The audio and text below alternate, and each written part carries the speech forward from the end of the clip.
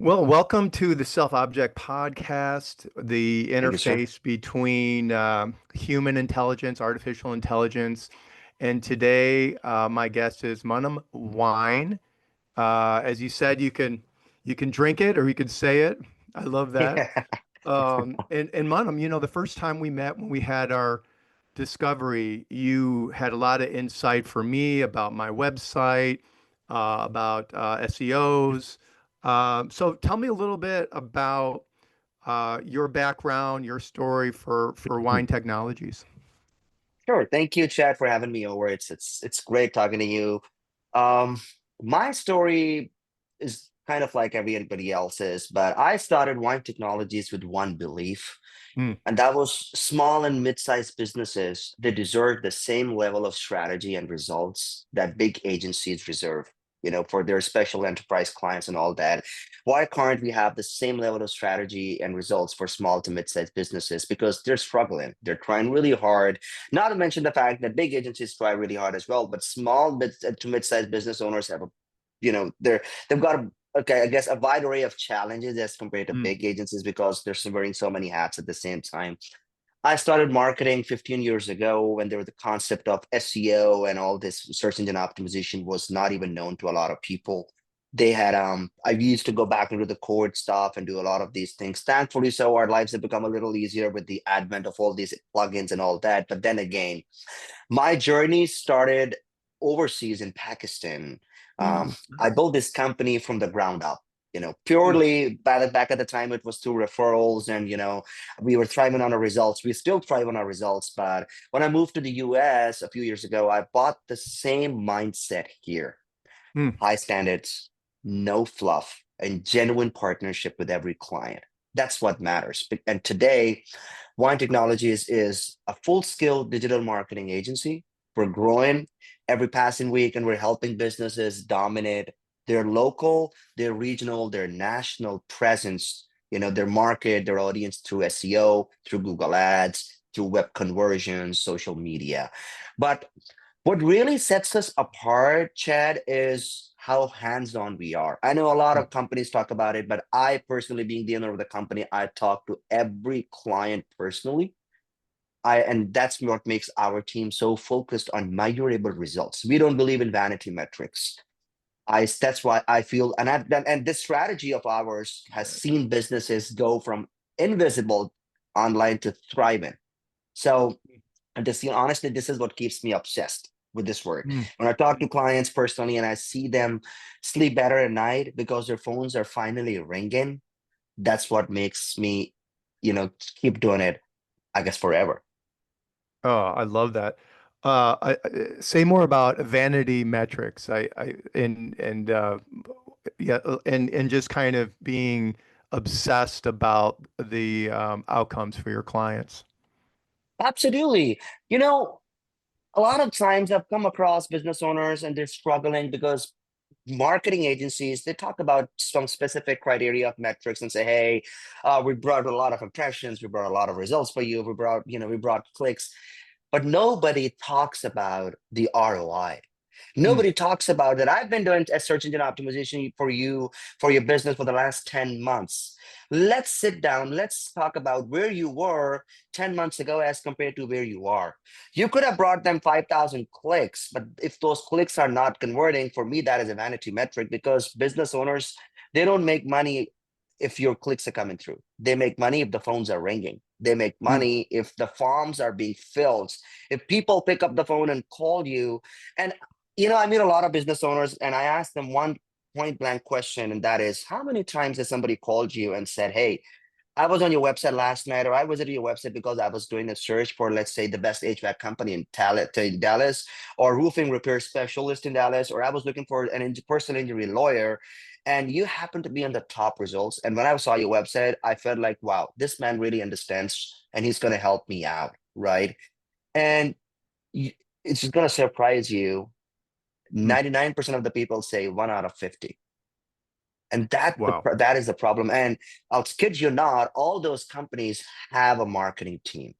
And what they're Hmm. telling him is, we got you clicks. We got your impressions. Oh, your keywords ranking in the top three results. You got this many searches, these many hits. Good, but not good enough. What I Mm, talk about to them on a personal level is, hey, you spend this amount of money on Google Ads, let's say. Let's talk about your ROI. How many leads did you actually talk to? How many forms were actually submitted? Because that's when you're acting as your marketing partner. I don't consider myself as a vendor or my company. We consider ourselves to be a marketing partner for business owners because that's the mindset you got to have. You cannot consider yourself to be a vendor and act like a partner. So the business I built is on a growth mindset. mm. That's what I feel. I think a lot of times there's so much clutter when it comes to metrics, and most of the times I feel they're just not accurate enough. Oh, I love that. Yeah, I love the concept of growth mindset, Carol Dweck's book. On if you put in the effort and the passion, which you have, you reach potential. The fixed mindset is, I can't do it. This isn't going to work for me. Growth mindset involves the power of yet. When you say yet, I Yes, haven't done it yet, there's an expansiveness, there's energy. exactly. And I love your energy that you bring to your clients. I Thank mean, you. it's fantastic. It's inspirational. What industry trends are you seeing in digital marketing right now, Munim? I'd say in the field of digital marketing, honestly, it's one of the fastest rapidly evolving industry because with AI being into the equation, everybody's talking about AI. A lot of people are trying to use AI, which is great, but a lot of people at the same time who are trying to use AI don't even know how to potentially maximize the potential of this AI. People are trying to leverage it. I guess AI is the most, I guess, search engine optimization, marketing, it's one of the most volatile industries because so much is happening on an everyday basis.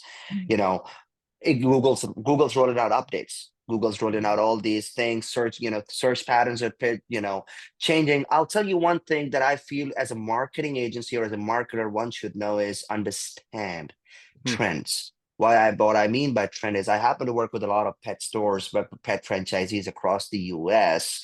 And if you look at the past 5 years of data when it comes to trends, you'll see that COVID and post-COVID, right after COVID, people for searching for puppies for adoption and for sale and whatnot. And they were like thousands of searches a month. I kid you not. But 2025, if you do a certain search for a puppy industry right now, you'll see that number has gone. I guess it's like it's at 10% of what it used to be in 2021, Oh, 2022. So if okay. you think that you keep continuing the same strategy that was working for you in 21 or 22 because the demand was high, the trend was super high, it's not going to work out because Mm, the demand is still not there. So many things come into play, behavioral changes. Fact, marketing business owners really need to understand and communicate it to their clients is understand business behavior, understand user behavior. So regardless, if you're, let's say, in an HVAC business or you're a roofing business, you need to understand that there are times of the year, or if you're, let's say you're a pet store trying to sell puppies and you want to do good, you still need to understand that not every month is going to be the same. And I know business owners understand that, but you also need to tell them that, okay, there are certain times of the year where you're just not going to get that amount of traction because people are too busy. right. Vacations, people are traveling. Back to school period, people are busy with all that school stuff and everything else. And naturally, you got to modify your strategy. And a good marketer needs to see it from a mile away. So they Mm, know 2 months down the lane, there's going to be a change in the trend. They got to make sure that their practices are already reflecting that change to happen in the next 60 to 90 days. A marketing company doesn't play it by the ear. They cannot play it by the ear and say, oh, I'm going to look at it next week and see how it unfolds. No, a marketing company's success depends on how are they need to be ready for the next 90 to 120-day time frame. I see. Because Yeah. if you're ready for that, then anything that's going to come your way, you're just going to simply knock it out of the park. Yeah. So you're anticipating uh, behavioral patterns. You're Yes, looking at the seasonal part. You can't just play it by ear. You really you have cannot. to have some clarity about the Exactly. future. What's the future vision? How are these behavioral patterns going to play out again? Exactly, sir. Exactly, Um, because every business owner, you're a product-based business, you're a service-based business, behavioral patterns come into play. At the end of the mm, day, you're trying to market. If you're not a B2C business, you're trying to market to the end customer, right? So Hmm. you need to understand what makes the end customer. I don't want to say tick, but let's say tick. What makes the end customer tick and say, hey, okay, I got to do this. Right. I was watching this podcast a couple of weeks ago, and there was, we were talking, they were talking about Steve Jobs and everything, and they said, listen, Steve Jobs was a visionary, right? He was a founder. Mm. He knew a lot about things. And somebody from his team was telling it on air that we used to tell Steve, hey, we don't think it's going to work. I don't think people are going to buy because there's so much change. There's so much, behavioral issues, or people are going to think about it or perceive it in a different way. And he said, Steve point blank said, listen, people are going to buy what I'm going to tell them to buy. So that's the mindset you got to have. And I won't exactly say he was a marketing genius, but what he did was phenomenal, right? So if you Mm. can call him a marketing genius or a visionary, because he knew how to create that trust, he knew how to make people purchase his product. So even if you're a service-based business, you got to reflect that mindset. Yeah, I don't Mm. care if you're a roofing company. I don't care if you're selling oil canvases, or I don't care if you've got clothing brand from Asia and you're trying to market to the US. There's always going to be demand for your offering. The fact is, you need to come off so credible. People don't buy numbers. People buy trust. Mm. People look for credibility. So if you get on the phone with the business owner and he feels like, oh, he's talking about numbers and it's all about, sales for him, they're never going to understand the true value that you're offering. So build, and I guess it starts, you say you lead by example. So your own individual mindset needs to be built around growth and trust. And Mm. that's exactly, those are the two founding pillars of my company. We believe in growth, we believe No, in clarity, and we believe in credibility. no, I love that. Yeah, I mean, Jobs. I heard someone talk about how Steve Jobs always had his mind on a signal as opposed to the noise. He was always moving towards the North Star, and Absolutely, probably sir. one of the best examples of growth mindset, because at Apple, often it would be, we can't do it, and That kind of is true. moving it into we are going to do it. That is Um, true. Beautiful. Well, what's working for wine right now? Like what, tell me a little bit. I mean, I hear like your passion. I've already kind of been exposed to your expertise. Um, what's working for you right now?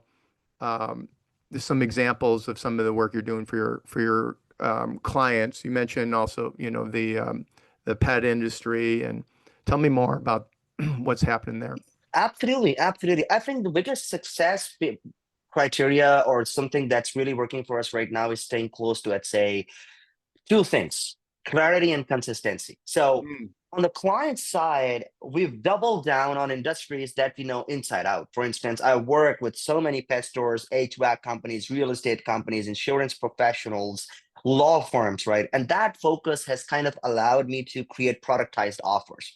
Sometimes it's not about selling them everything that you have in store. It's about taking a step back, having that high built performing marketing system tailored and customized to that particular client's needs, right? So you cannot expect, or you cannot push it down the throat of a certain business owner and say, you got to come with this, you got to buy the whole deal, or you don't get anything. Mm. No, you got to look at, okay, what is their pain area? What is the biggest challenge? Because that high performing system is going to get you predictable results. I believe in predictable results Mm. fast.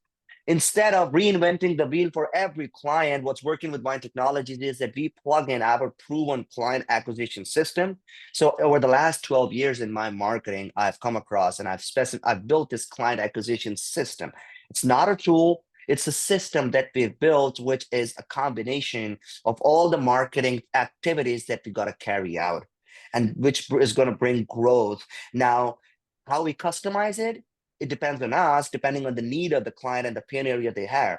But that's one thing, which is on the client side, right? On the growth side, our ads strategy, our SEO combination along with this performing extremely well. We're ranking our Okay. clients faster through stronger local SEO as compared to, doing it hit or miss sort of a thing. And we're amplifying visibility with our highly targeted campaigns. How that works is we do not expect, and we specifically tell our clients, hey, listen, do not just go all into your investment. because yeah, they do it, it's going to save my, it's going to save my butt, but Mm. I'm probably going to be having him run out of his cash flow pretty soon than he expects. And that is not the right approach.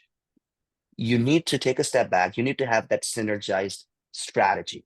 What is the synergy that keeps the phone ringing? So this synergy between our SEO strategy, our local ad strategy, and the conversion optimization we do has really, I'd say has helped the wine technologists gain a lot of trust, gain a lot of credibility. Mm. And ironically, for a marketing agency like me, 80% of my business has been through referrals. Somebody signs up with me, Sure. 60 days down the lane, they're referring me another person because they do see value. They do see consistency, they do see clarity, and that's what every business owner needs, right? Sure. Internally, I'd say for us, what's working is the process. Oh, You know, wonderful. I believe in simplicity. I don't believe in fancy project management tools and creating SOP. Yes, we do need SOPs every year. We need the checklist and all that. And we have all of that in place. But there's a very thin line between using it and overusing it. So we use it Mm. to the right amount, because if we're using it without chaos, that's a big win. So the Mm. business now runs smoother. Our clients feel it, and we're doing really great. Wonderful.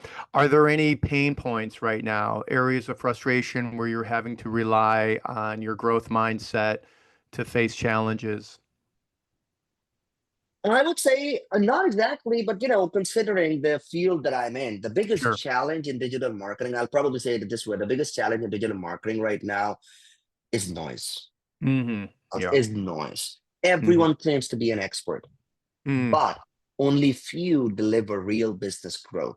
Now, and I Wow. mean it very respectfully to everybody who's trying to sell marketing services, and I'm sure a lot of business owners, marketing agencies can relate to what I say, but algorithms are changing. Hmm. Ad costs, they're consistently rising. Clients, business owners, they're being flooded with those quick fix deliverables, right? Hey, we're going to do a quick fix for you for about $70, $80, $90, $100, $400, wherever they find the sweet spot. That's where most agencies lose focus Mm. because there's just so much noise. Our approach is simple. Like I said, our approach is built on growth mindset. We test, we learn, we adapt, but the key to that is we do all of this relentlessly. So when Google changes its algorithm, we don't panic. We don't panic. Mm. I've worked with Google partner companies all my career. So Google's bound to change its algorithm, right? So if you're a marketing agency and you're panicking if a Google update's rolling out, you're not doing things right. So when Google changes its algorithm, we don't panic. We say, okay, we knew this was going to happen because, like I said, you gotta see it, or you gotta expect something to happen or things to change from the 90-day time frame, right? So we had studied, we adjust our strategy, and then we turn it into an edge for our customers. I have handpicked the people in my team. I've trained my team to think like business owners. Here's a very, I'd say, it's something that's not really talked about a lot, but a lot of time people in the marketing agency, they don't think as business owners, they think as Mm. marketers. And Mm. that's like a very big difference. So I train my team to think like business owners, not marketers, because Excellent. every campaign, I tell them, listen, every campaign we run must answer one question. There's one question: how does this help the client make more money? Yeah. Simple. So that's the growth mindset. Growth mindset is not a buzzword for me. It's not Hmm. something I'm like use on calls like these or tell it to other people. Hmm. It is exactly how we've stayed competitive. We have survived slow months, but we have built long-term trust and relations with the clients that we've served. Fantastic. Yeah. It's growth mindset that's going to generate revenue and kind of right move things along, move the needle. Exactly. Exactly, sir. Okay. One kind of concept I was going to share with you. I'm going to ask you about these. I'm going to share these colored energies. I mentioned it before. The blue energy is do it right. Okay. The red energy is do it now. The green energy is do it in harmony. And then the Mhm. yellow energy is do it together with joy. I think when we've met, I felt some of your yellow energy, your inspiration. Thank you, Um, sir. of the four, I'll put the colors up here so you can see. Which one do you think you'll use to move wine technologies in the next 6 months?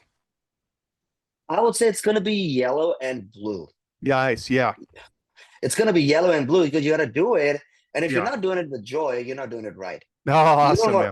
right? You don't want to feel the pain and pressure out of it. Yes, I understand there are times when you feel Right. stressed out. Every business owner, marketing agency feels stressed out. But the key is if you're doing something, you got to do it with joy because it's going to give you pleasure doing it. It's going Yeah. to make you wake up in the morning, go for a 33-mile run, come back all energized and be Yeah. happy and do it, and then doing it right.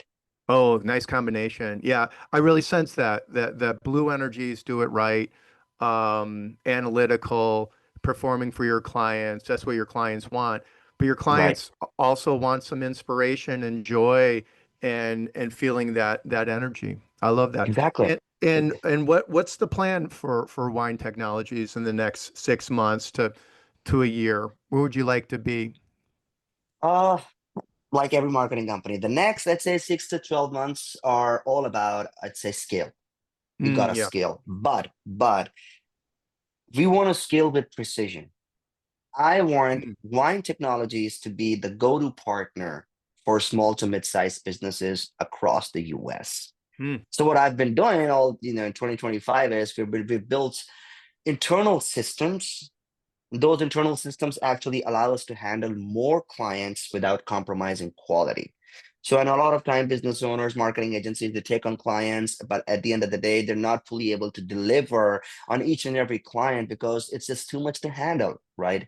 For yeah. me, it's not about quantity, it's about quality. So you take on somebody, you got to deliver quality results because Mhm.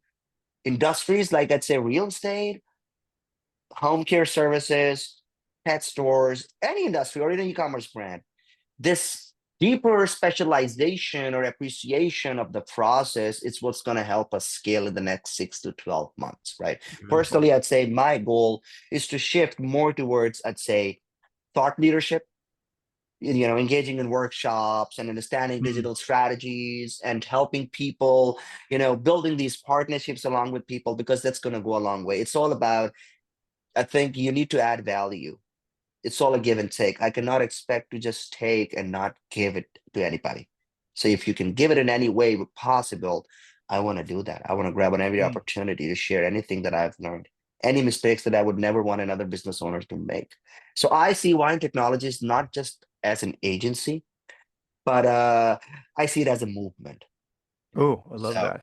I Yeah. see it as a movement. I see it as because I see it helping business owners win. At the end of the day, if my business clients are winning, I'm winning.